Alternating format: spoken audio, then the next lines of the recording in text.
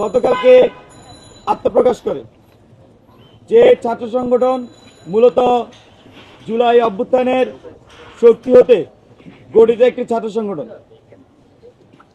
আমরা দীর্ঘদিন এই ছাত্র সংগঠনের জন্য ঢাকা বিশ্ববিদ্যালয় সহ বিভিন্ন বিশ্ববিদ্যালয়ে আমরা কাজ করে এসেছি।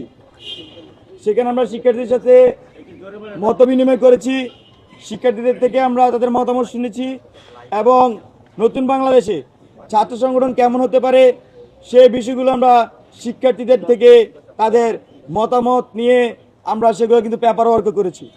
আমরা কিছু বিষয় খুবই কমন দেখতে পাই, সেটি হচ্ছে শিক্ষার্থীরা বিশ্ববিদ্যালয়গুলো সহ দেশের কোনো ক্যাম্পাসেই লেজুর ভিত্তিক ছাত্র রাজনীতি চায় না।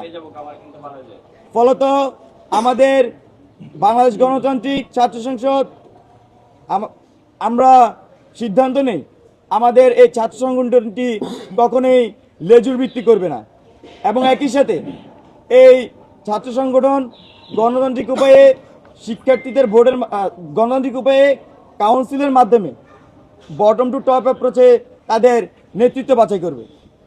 এছাড়াও আমরা দেখি যে অনেক ছাত্র সংগঠনের মধ্যে বয়স নিয়ে অনেক ধরনের প্রশ্ন আছে।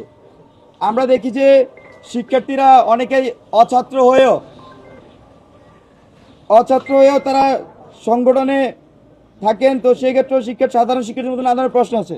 তো সব কিছু মিলিয়ে আমাদের এই ছাত্র সংগঠনের জন্য আমরা কিছু সিদ্ধান্ত নেই, যেগুলো বেশিরভাগ শিক্ষার্থীরা আমরা যখন জনমত জরিপ করি তারা সাজেস্ট করেন। যেমন তার মধ্যে অন্যতম প্রধান একটি হচ্ছে আমাদের এই সংগঠনের কেন্দ্রীয় কমিটিতে সর্বোচ্চ বয়স 28 বছর হবে। এছাড়াও বিশ্ববিদ্যালয় বা কলেজ শাখা সমূহ কমিটিগুলোতে যারা নেতৃত্বে থাকবেন তারা ভর্তি হওয়া থেকে সর্বোচ্চ 7 বছরের মধ্যে নেতৃত্বে আসতে পারবেন। এছাড়াও আমাদের এই সংগঠনটি একটি নারীদের জন্য কমফোর্ট জোন পলিটিক্সের সম্ভাবনার কথা আমরা বলছি এবং আমরা সেটি প্র্যাকটিস করব, সেই অঙ্গীকারও আমরা শিক্ষার্থীদের কাছে করেছি। এবং আমাদের এখানে আপনারা দেখবেন যে নারী শিক্ষার্থীরা আন্দোলন